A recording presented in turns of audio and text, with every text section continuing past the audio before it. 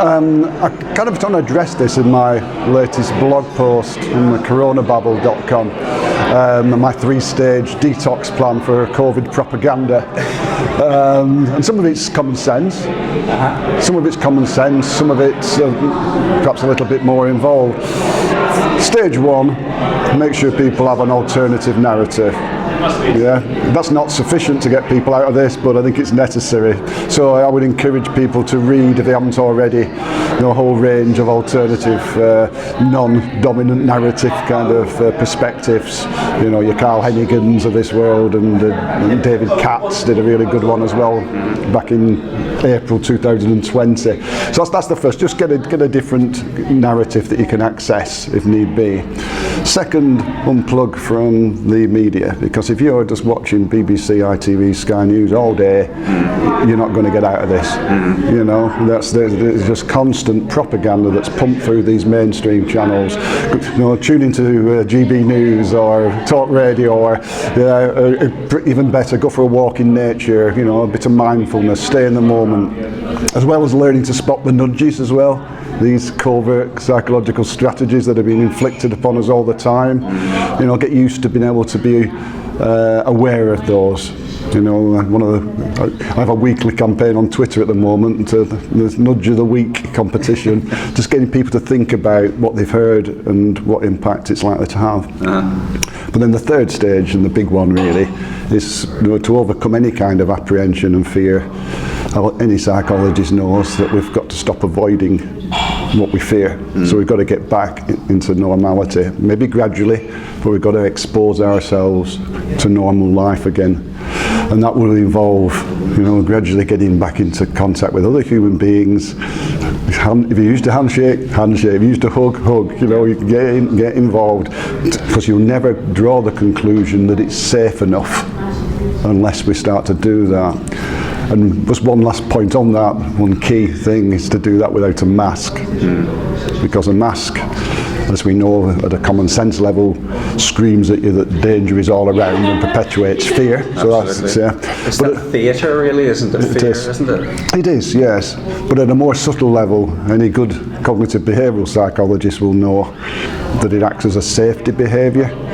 So that, just to put it very bluntly, if a person is anxious about getting back into normal social contact again, but bravely puts themselves back in it for 2 or 3 weeks, at the end of that 2 or 3 weeks, if they've worn a mask throughout, they're not going to conclude, life is now safe enough for me to engage with again.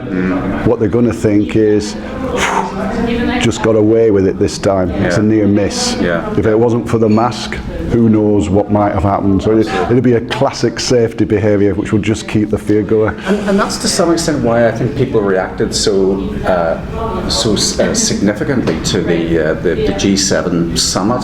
Because on the one hand they were bumping elbows and fist punching, and then on the other hand they were schmoozing about having champagne on the deck with the sunset and behind. It was incredibly cynical and manipulative, wasn't it? And smacked of hypocrisy as well, didn't it, really? Which I think, probably turned quite a lot of people towards our more sceptical view of things, I think. So in that sense, it perhaps served a useful purpose. Do you think that is happening?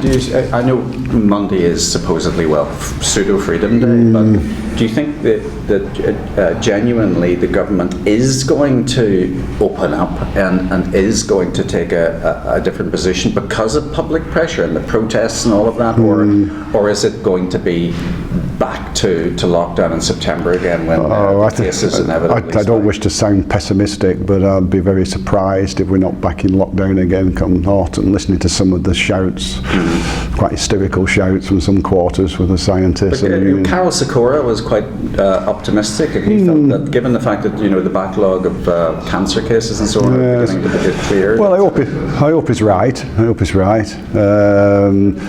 On Monday, yes, it's good. The positive is that the more generalised mandates are being lifted.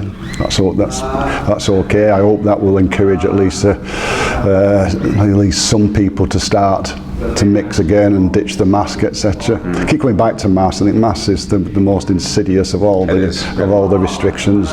And I think, you know, there's some people who we're not going to sway. You know, there's people that are kind of vociferous lockdown narrative people who've been arguing for it, and they're not going to move anytime soon.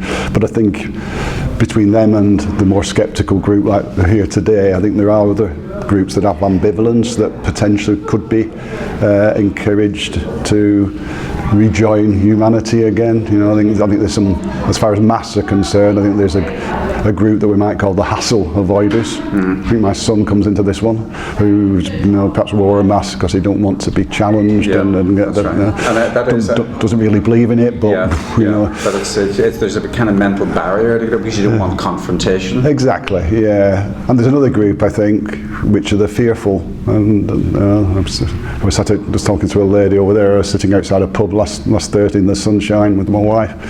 I looked up and this lady, perhaps 65 to 70-year-old, walking down the pavement, and she suddenly froze and went pale. All the colour drained out of her face, started to tremble. And I thought, what's the matter? What's the matter? And looked, and all it was that 4 people were walking towards her. Not threatening, not loud, not in any way menacing, and the pavement was very wide. You know, it wasn't even like a ginnel or anything like that. And the poor lady was petrified. And I just think, you know, what have my psychology colleagues done? The ones on the SPIB, the behavioural scientists who've been advising the government on their messaging, and we know strategically they've elevated the fear levels. You know, that's in the minutes of the 22nd of March, the surge minutes, as we know, to increase people's sense of threat. You know, taking no notice of the fact that risk to people is you know, varies markedly from one age group to the next, and so on. Just bombarded us all with fear messaging, and that's come at a cost. And I think that lady kind of illustrated it to me, the human cost of that. And of course, on top of that, we know that the fear levels have probably, well, undoubtedly have made a significant contribution to the non-COVID excess deaths. We're keeping people from seeking help with the kind of thing that Carol was on about today, with the cancer treatments and the stroke treatments and the cardiac treatments. So yeah, quite bluntly, I do somewhat ashamed of what some of my psychology colleagues have done, and I think they need to answer to it. It's horrific, but hopefully, let's be optimistic. Hopefully. Yeah, all right, Jeff. Yeah, please. Yeah, I'm usually quite an optimistic person, I think, but it's hard sometimes, isn't it? We just get worn down. But there's always hope, and you know, coming to conferences like this, and again, we know they're out there, these people, and we interact with them on social media, but there's no substitute for seeing them in the flesh, is there, and listening to them on a human-to-human basis. Well, Gary, thank you very much. It's been great to meet you as well, and enjoy the rest of the conference. My pleasure, Jeff. Thanks, Gary. Cheers.